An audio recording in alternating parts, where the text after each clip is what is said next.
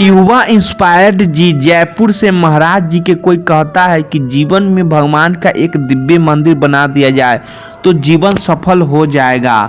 कोई कहता है गौशाला का निर्माण, कोई कहता है धर्मशाला बना। दो साधु संतों के लिए महाराज जी आप मार्गदर्शन करें। धर्म हेतु किए हैं जाने वाला सबसे बड़ा कार्य क्या है? नाम जप। नाम जप सबसे बड़ा कार्य आप पूछ रहे हो न? तो नाम बार मथे घत होए बरु सिकता दे बर तेल और बिनु हरि भजन न भतरी या सिद्धांत अपैल विनिश्चितम। बदाम ते अन्यथा वच में हरि भजन ने तेरा भाव सागर तरते। अगर नाम आप नहीं है तुम मंदिर बना लो, तुम दान पुण्य कर लो, फिर तुम्हारा जन्म होगा। 1 करोड़ का मंदिर बनाओ, 50 करोड़ की व्यवस्था कर देगा ठाकुर। लेकिन ठाकुर मिलने वाला नहीं। अगर भाव समुद्र से पार होना है तो नाम जप करो। और आपके पास यदि 4 रोटी है, 2 तुम पाओ, 2 दूसरों के पाओ, 2 और ओ यह मान कि ये उन्हीं की थी। तो दम वस्तु गोविंद तयम समर्पय। महाराज निर्ग से जितना दान किया होगा शायद किसी राजा ने दान किया हो। स्वयं महाराज ने द्वारकाधीश से कहते हैं, जब दानियों में चर्चा तो मेरा नाम जरूर आएगा। महाराज और जानते हो क्या बने थे? कुआं का गिरगिट बनकर के पड़े हुए थे। द्वारिका में भागवत में पढ़ लेना, जरा से अपराध में पुण्य क्षय होकर के दुर्गित हो जाती है। और नाम जपक जीवन पर वैश्यागमन किया और अंतिम समन पुत्र के बहाने नारायण बुलाया तो नारायण नाम से परम पद को प्राप्त हुआ। तो हमारी बात जहाँ तुम प्रसन्न कर रहे हो, यहाँ शुद्ध शास्त्र अध्यात्म इच्छा पूर्ति कहते हैं। इसे जिसे आपन कहा, इसे हमारे शास्त्रों में कुआं खोदना, बवाली बनवाना, प्यार लगवाना, सरोवर बनवाना, औषधालय बनवाना, गौशाला विविध से इष्टापूर्ति के अत्यंत आते हैं। यह सब करो लेकिन साथ में नाम जप। अगर नाम जप नहीं तो यह पुण्य कार्य है। इनके बल से आप स्वर्ग आदि लोक जा सकते हैं। वहाँ के सुख भोग कर पुण्य पुण्य छीन मृत्यु लोक विष्टि भगवान की प्राप्ति भगवान के स्मरण से होती है। तो मंदिर बनवाना पुण्य का कार्य है, भगवत कार्य है। लेकिन बिना भजन के भगवान की प्राप्ति नहीं होगी। आप फिर आओगे, बहुत बढ़िया महल तुम्हें मिलेगा और 50 करोड़ रुपया मिलेगा, क्योंकि आपने मंदिर बनवाया लेकिन भगवान नहीं मिलेंगे। मिले न रघुपति बिनु अनुरागा, किए कोटि जप जोग विरागा। बिना भगवान प्रेम के नहीं मिलते। हरि व्यापक सर्वत्र समाना, प्रेम ते प्रकट होए में जाना। यह पक्की बात समझ। और प्रेम प्रकट होता है भजन से और प्रेम से भगवान प्रकट होते हैं। भगवान की प्राप्ति ही जीवन का परम लक्ष्य है। इसीलिए जो करो, तुम्हारे पास भगवान ने रुपया दिया है, मंदिर बनवाओ, औषधालय बनवाओ, गौशाला खोलो, नाम जाप करते हुए भगवान का चिंतन करते हुए और यह मानकर कि भगवान की दी हुई वस्तु भगवान को दे रहे हैं, मेरा उसमें कोई हक नहीं है। ये तो भगवान वस्तु, तो इसे भगवत प्राप्ति पर जी केवल पुण्य करेंगे तो क्या होगा? स्वर्ग आदि लोगों का जाओगे, पुण्य छिरे मृत्यु लोक में जन्म होगा। तो ये तो कोई ज़्यादा खास बात तो यही तो, इसीलिए इसका कोई महत्व नहीं है। एक नया स्वप्न जैसा देख लो, 2000 वर्ष पहले के बस फिर आकर के मृत्यु लोक में क्या बनना पड़ेगा। महाराज 9 से देवराज इंद्र के पदवीर पर बैठे और पुण्य छीन हो गए। ए माता के प्रति गलत भाव कर दिए। और महाभारत में पढ़ के देख लो, सीधे इंद्र पद से ट्रांसफर हुआ अजगर योनि में। एक राजस्वी यज्ञ में एक चीटा एक छोटी सी दाना चावल का ले बड़ी मेहनत से जा रहा था। 3 टांगे थी, एक टांग टूट चुकी थी। तो अर्जुन जी की दृष्टि पड़ी, प्रभु से कहा, प्रभु राजस्व यज्ञ में सबसे चकाचक हो रहा है, एक चीटा बेचारा कितना कष्ट पा रहा है। तो बोला, पता 14 बार ये ओ चीटा 14 बार इंद्र बन चुका है। ये कोई भरोसा नहीं है, पुण्य देव को कहाँ से कहाँ ट्रांसफर हो जाए। और नाम जप करोगे, भरोसे की बात कहते हैं कि अगर अगला जन्म होगा भी तो श्रीमान कुलवानों के यह होगा।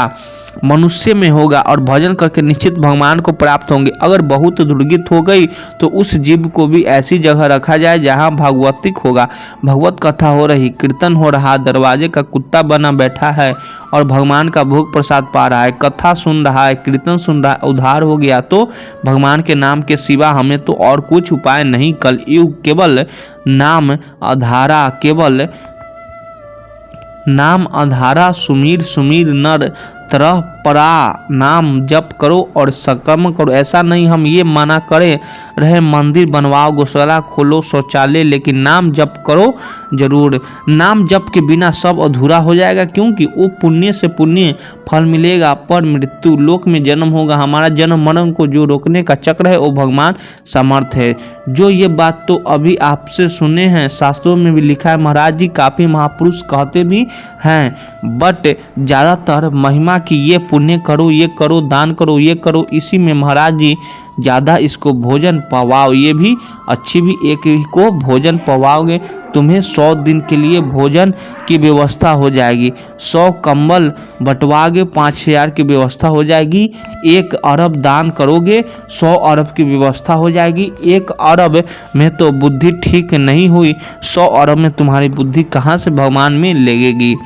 मेन जो पॉइंट की बात है कि हमारा संसार चक्र नष्ट होना चाहिए, दुख सुख से परे परमानंद की प्राप्ति के लिए उपाय है भगवान का भजन। भजन के बिना पर महाराज जी भजन में तो बड़ा मन और ज़्यादा उदास हो जाता है, उसमें केवल परीक्षा किए होते हैं। आप वहाँ कंबल बांटे तो उससे अहंकार का पोषण होता है, वो डिंगे हाँक करके अहंकार की पुष्टता। अब भजन में तो टूटना है, अंदर से जलना है, अंदर से देखो भजन करके अभी जलाना शुरू कर देगा। भजन तो इसलिए भजन सबसे होता नहीं तो इसीलिए आगमन नहीं रुकता। अब संत समागम होता है तो क्या कहा गया कि संतगणी संस्कृति कर अंता, बड़े भाग पाए संत संगा, तो बिन ही प्रयास और भाव भंगा। क्यों? क्योंकि सहज में वो बात हमें पकड़ में मिल जाती है जो हम शास्त्रों का स्वाद है वर्षों पर और नहीं पकड़ में आएगी, वो 1 मिनट से संग में पकड़ आएगी। तो संत संग जैसे मिला आप सुने, अब आप शुरू कर दे नाम जप करना और मंदिर बनवा गौशाला का, तो आपका परम मंगल हो जाएगा। क्योंकि नाम चल रहा है इसीलिए आपका परम मंगल। महाराज जी आप बहुत कड़वी दवाई देते हैं, कभी कभी मरना है, कटना है, जाना है, असली बता रहे हैं, असली बता रहे हैं। बट महाराज जी वो अच्छा लगता है कि कंबल बांट दो तो इनमें चल जाएगा इतने में, या किसी को भोजन पवा दो तो महाराज जी मतलब वो अलग कलाश होते हैं। ये वृंदावन है, वृंदावन में ये जो क्लास लगता है ये आध्यात्मिक क्लास, प्योर आध्यात्मिक, नो इसमें मिलावट, कोई चांस नहीं मिलावट। स्वयं से ही भजन करने पर भगवत प्राप्ति होती है, पुण्य हो जाएगा। अनुष्ठान करने से आपके सुकृत बढ़ेंगे, लेकिन भगवत प्राप्ति नहीं होगी। भगवत प्राप्ति तो स्वयं के भजन करने से होगी, इसलिए स्वयं का भजन करना बड़ा कठिन लगता है लोगों को। प्राय ऐसा लगता है और पुण्य को कोई महत्व नहीं। एक संत की निंदा कर दो, पूरे जन्म के पुण्य नष्ट हो गए। पूरे जन्म के भक्त मन निंदा अति बुरी, भूल करे जिन कोई किए संस्कृत, बहु जन्म के क्षण में डारे खोए पुण्य कोई बहुत अस्थाई चीज है।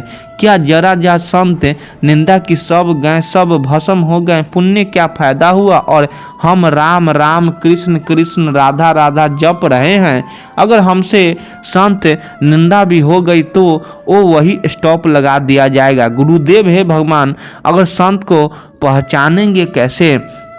इस समय जो सिचुएशन है इसकी चर्चा किए हैं अपने। देखो सच्चे संत की पहचान तो केवल भगवान जानते हैं। हम लोग मनुष्य बुद्धि से ये देख सकते हैं कि वो अचला कैसे पहने हैं, वो कपड़ा कैसे पहने हैं, वो वैराग्य से रहते हैं कि नहीं रहते। बस यही बाहरी बातें, उनके पास बैठने से हमें शांति मिलती है कि नहीं मिलती, उनके उपदेश साथ समस्त है कि नहीं, उनका आचरण साथ समस्त है कि नहीं, बस ये बाहरी बात देख सकते हैं। वस्तुतः भगवान ही संत को जानते हैं और भगवान ही संत से मिलते हैं। जब द्रव हृदय दयालु राघो तो साधु संगति पाए। संतों के बाहरी लक्षणों से हमें लगता है कि नहीं जाना जा सकता, क्योंकि फिल्मों में भी 2-2.5 घंटे के लिए बहुत अच्छा साधुता का रोल कर लेते हैं। तो रोल करना साधुता का और साधुता आना बहुत कठिन बात है। मैं रोल कर रहे हैं बहुत, हाँ, तो रोल होना एक अलग चीज़ है और साधुता होना एक अलग। कहा था कि पुण्य की नष्ट हो जाते हैं तो भजन जैसे हमने राधा राधा रटा तो वही से स्टॉप हो जाएगा। अब आपके भजन में अरुचि हो जाएगी, लेकिन वो आपका भजन अस्थायी बना रहेगा। भजन नष्ट नहीं होगा, भजन अविनाशी होता है। भजन नष्ट, अब आपकी मतलब मंदिर स्थिति बिगड़ जाएगी। अब आपको भजन में रुचि नहीं होगी, परमानंद स्थिति आ जाएगी, हृदय जलेगा। भजन शुरू करोगे हृदय जलेगा, शांत होगा, अंदर ही अंदर आप तो अपराध बन गए। जब अब तक वो अपराध मोचन नहीं होगा तब तक नाम चलेगा नहीं, लेकिन नाम नष्ट नहीं होगा। जितना भजन हो गया वो आपका सुरक्षित रहेगा। वो यही तो इसमें खास बात है। आप मर भी जाओ तो अगर 99 बार नाम जप किया है तो बिल्कुल 99 ही मिलेगा, 98 नहीं आएगा। 99 से शुरू होगा आपका भजन। भजन में यही खास बात है, भजन कभी नष्ट नहीं होता। महाराज भी इसमें 4 बातें हैं, पाप, पुण्य, अपराध और भजन। महाराज जी अपराध से अपने बोला कि हमारे जो पुण्य कार्य वो खत्म होंगे महाराज जी, और इधर भजन से पुण्य नहीं बढ़ेंगे।